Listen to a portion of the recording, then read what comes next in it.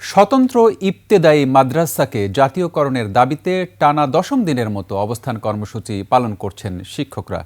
রাজধানীর শাহবাগে চলছে ইবতেদায়ী মাদ্রাসা শিক্ষকদের আন্দোলন। সেখানে রয়েছেন সহকর্মী মেহেদী হাসান। সরাসরি চলে যাচ্ছি তার কাছে। মেহেদী, আন্দোলনের সবশেষ খবর আমাদের জানান। রক্তিম, ধন্যবাদ আপনাকে।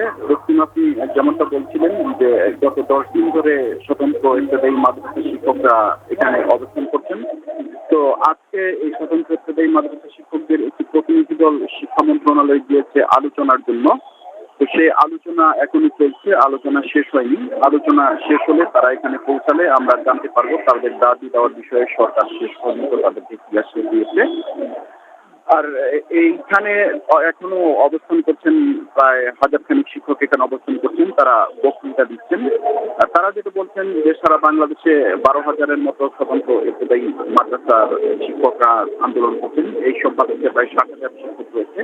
তাদের দাবি এই 60,000 শিক্ষকের দাবি জাতীয়করণ করতে হবে। এবং তারা যেটা বলছেন সেটা হচ্ছে যে স্বতন্ত্র ইবতেদায়ী মাদ্রাসাগুলো প্রাইমারি স্কুলে যে ধরনের শিক্ষা দেওয়া হয় একই সিলেবাসে তারাও শিক্ষা দেন। এর সাথে তারা আরবি, কোরআন এবং হাদিস পড়ান, অর্থাৎ প্রাইমারি এডুকেশনের সাথে বাড়তি ইসলামী শিক্ষা তারা দিয়ে থাকেন।